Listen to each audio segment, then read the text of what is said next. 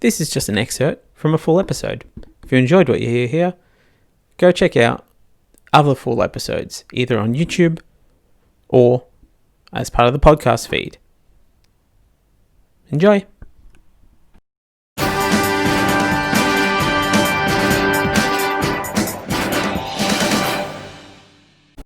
Moving on now to celebration news. Ding dong, the debt is dead. Which old debt? The Robodebt. Ding dong, the Robodebt is dead. Now, if you have been living under a modest earning and are not sure, and believe me, there are plenty of people who, when I mentioned Robodebt to them last year, had no idea what it was. It is not the mashup bastard child of Robocop and a mafia debt collector wandering around the streets, heading into your house and saying, "Ooh, hey, this is an awfully nice education you got here. Would be a shame if something were to happen to it." No. It's the government initiative to try and claw back any perceived overpayments given out through the national welfare system Centrelink. That is, whether or not they actually exist. And it didn't matter whether they existed or not, they were going to get money out of them, effectively turning them into government psychic paid mediums. Basically, it was a whole team of John Edwards. What do you call a collective noun for psychic mediums? I'm going to call them a flim-flam of psychic mediums. A flim-flam of mediums. Let's put that out there. This flim-flam of psychic mediums were then put to the task of calling into the ether to summon money from anyone who would give it. They're out there being like, "Oh, I'm sensing a degree. I'm sensing noodles for dinner. Oh, I'm sensing the letter A. Does this mean anything to anyone?"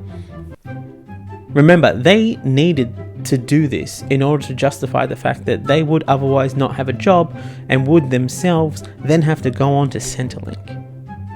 And if anyone knows the horrors of being on Centrelink, it is a Centrelink employee. So they are desperate to meet those KPIs no matter who they have to sell up the river. Every day in Centrelink is the third act of Parasite, and the government is the Park family telling us not to cross the line. But it matters not. The gentle hamlet that is our poorest citizens is now safe from the lingering presence that is the finance vampire known as Robodebt. Roll credits over our hard-earned victory. Cue the uplifting yet ominous music. I've talked about this previously. Check out my episode, Centrelink Sucks, Still, for a full breakdown on the details of the class action.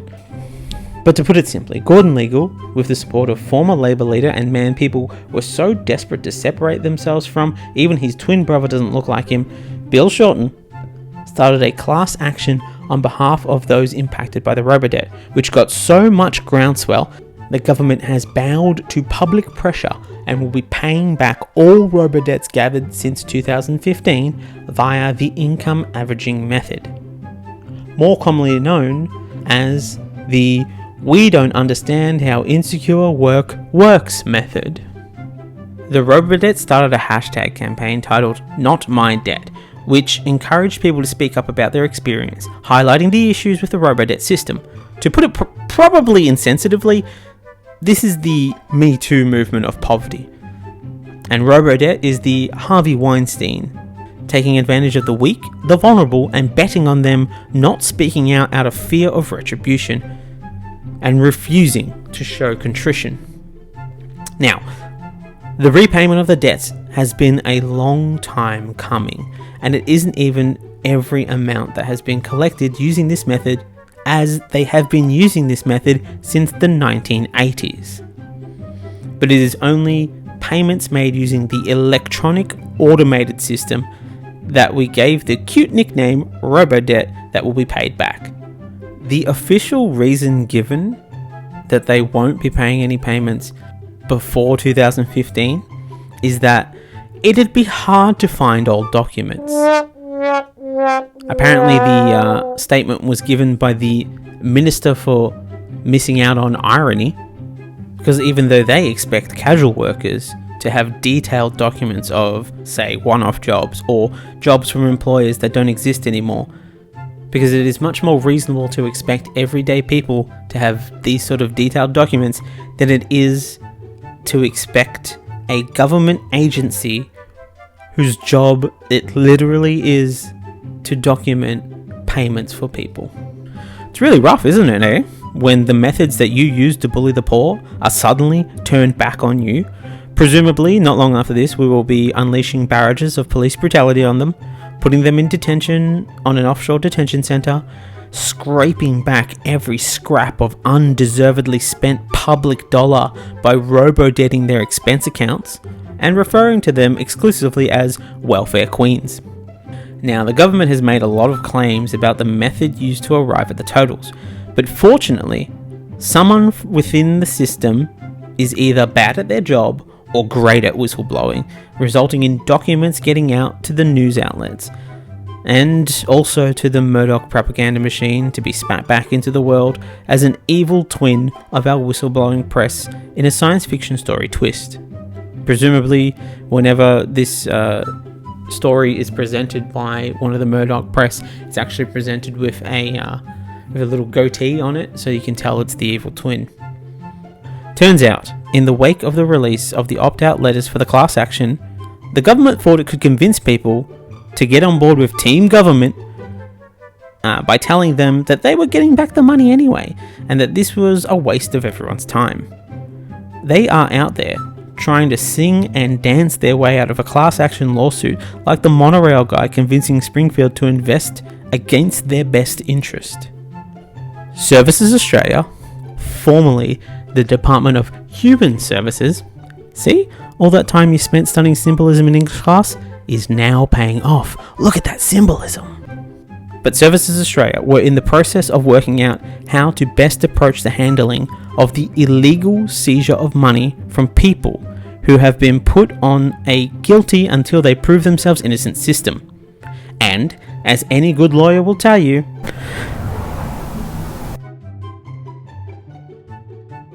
never represent yourself.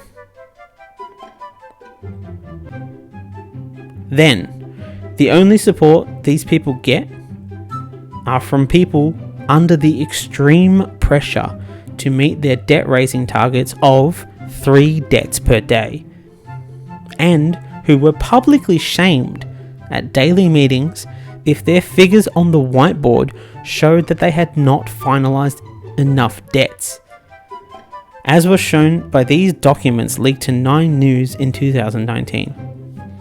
These were leaked as a response to the Department of Human Services publicly insisting that staff were not set weekly debt targets after a photo highlighting weekly debt targets was leaked. These whistleblowers have been instrumental in getting this vital information to us, the exploited. Personally, I find The Guardian has been instrumental in getting information to the people most impacted by these unlawful acts. So let me just throw a quick pitch your way. If you receive money back from your upcoming Robodebt return, for every individual fine of yours that is dismissed, please send $5 of that to The Guardian as a thanks for keeping all this news free. Now, I'm not sponsored by The Guardian in any way. I just feel like this is the right thing for us to do. Currently, there are about 470,000 individual debts. And I don't mean like 470,000 individual people, because I alone have 4 debts, allegedly. So I'll be kicking in $20. So just $5 from each of these debts works out to be over $2 million to ensure the quality and integrity of independent journalism in Australia. And if you don't want to support The Guardian, that's fine. There are a couple of other individual outlets that you could support, whichever one works best for you. This way we can turn these individual independent journalists into the grassroots Bernie Sanders daring to dream of a future that isn't reminiscent of a dystopian landscape major motion picture of journalism. I'd also recommend putting some of the money into your local legal aid service. Here's a list of the services as provided by the fantastic website Not My Debt. I will play some fun music while this scrolls.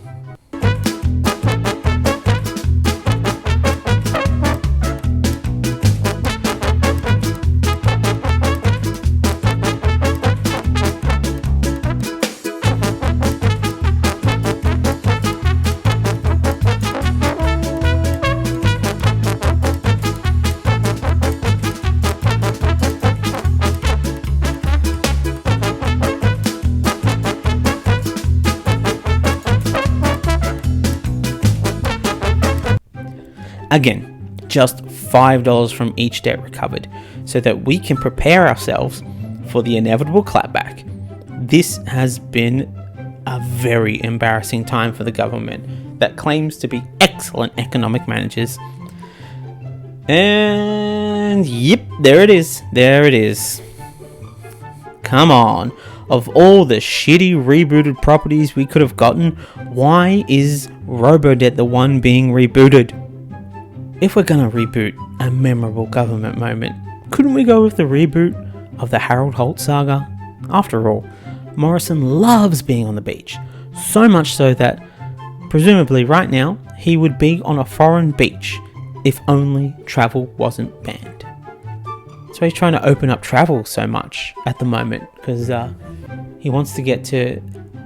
There's no beaches in the ACT, he just needs to get to a beach. But let's be honest, Robodebt is the villain that just won't die. Right now, Robodebt is Robert De Niro strapped to the bottom of your car in Cape Fear. Not only has he gone to the extreme lengths to track you and your family down, but the film itself is also a reboot of another film. It's like reboot Inception.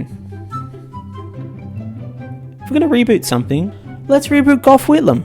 Now there was a highly rated series that was cut down in its prime. Can't we give Goff the Futurama treatment? Now we might have to use some of the old money to keep Gordon Legal on retainer, because they have not given up on us, or that sweet payday that they've earned. They are still going ahead with the class action. Get ready to feel the power of attorney! They are seeking damages, looking for money to cover the interest that was paid, and pain and suffering, because we had a series of suicides as a direct result of these robo-debts. They are also seeking an apology. An apology. I mean, we are unlikely to get an apology, because as much as the Liberal government hates giving money to poor people, they only marginally more hate apologising to anyone. They do have a history of not wanting to apologise. We apologise for the laws and policies of successive parliaments and governments that have inflicted profound grief, suffering and loss on these our fellow Australians. We apologise especially for the removal of Aboriginal and Torres Strait Islander children from their families, their communities and their country. For the pain, suffering and hurt of these stolen generations, their descendants and for their families left behind, we say sorry. If we ever manage to get a Labor government back into power, I am sure that they will get around to delivering the apology to Australia's poorest people. It might take about 10 years or so, but hey, we'll get there. So where do we go from here? The seeds for the next Robodebt have been planted, like a random location on a map in the background of a Marvel movie that may or may not pay off 10 years down the line.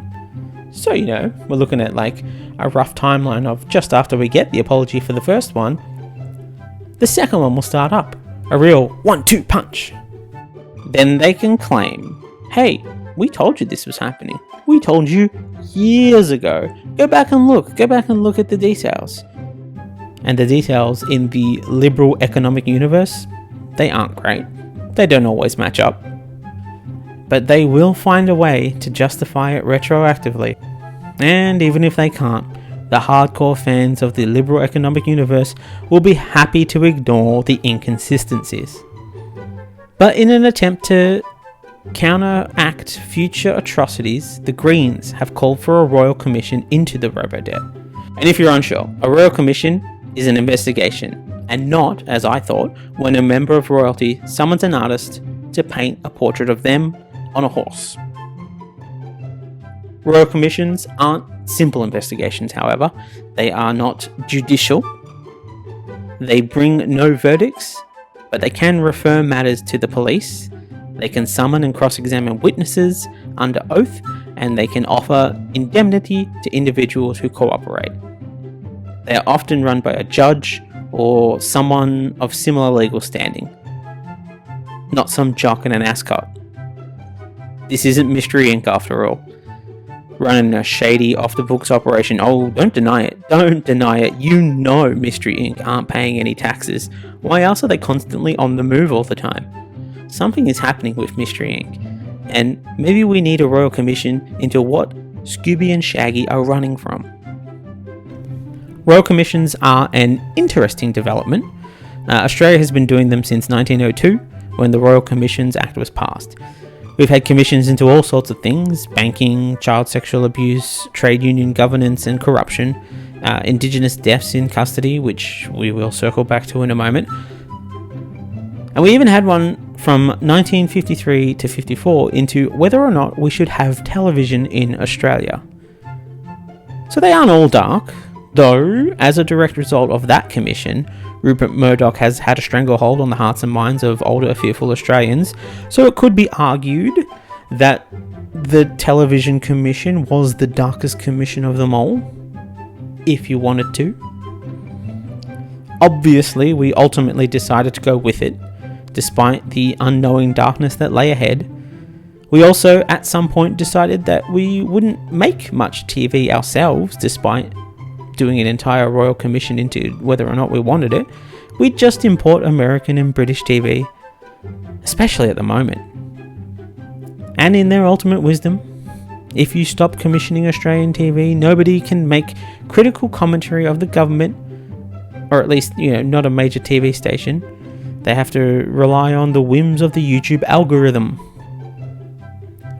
The commissions always discover something.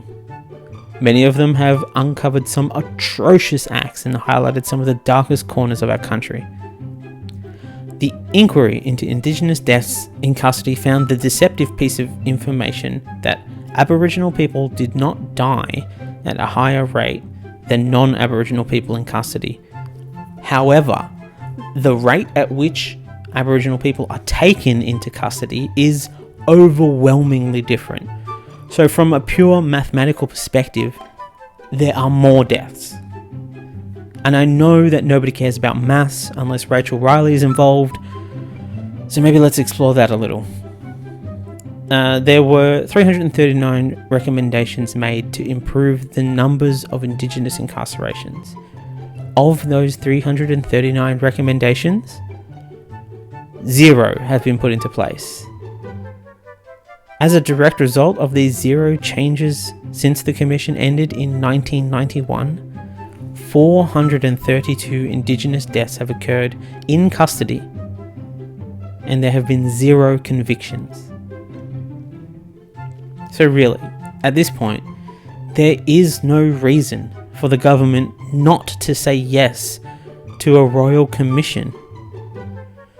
Each royal commission to date, despite uncovering all sorts of atrocities, has resulted in 0 changes. It's exactly how the government loves to run. But angry dad, unsure how to answer his child's difficult question, Scott Morrison maintains now is not the time to comment on Robodebt. Though, instead of a simple apology, he did take the time to comment that, quote, "The income averaging principle is one that has been followed by Labour and coalition governments for a very long period of time," end quote. The classic, yeah, but they did it as well, a defence most of us with siblings are familiar with. And it is true. I mentioned earlier, governments have been using the income averaging method since the 80s. It is not about who did it and didn't do what. It's about what happens next. Australia's rejected stepdad who, if we gave him a minute, might actually have turned out to be a nice guy, Bill Shorten, not only instigated the class action, he took to the gram and apologized to victims in an Instagram video. Now we just need Morrison to get a TikTok and do a lip sync to the Shorten speech. Then he has the video of him apologizing, but he doesn't actually have to sully his mouth with the dirty business of actually being sorry.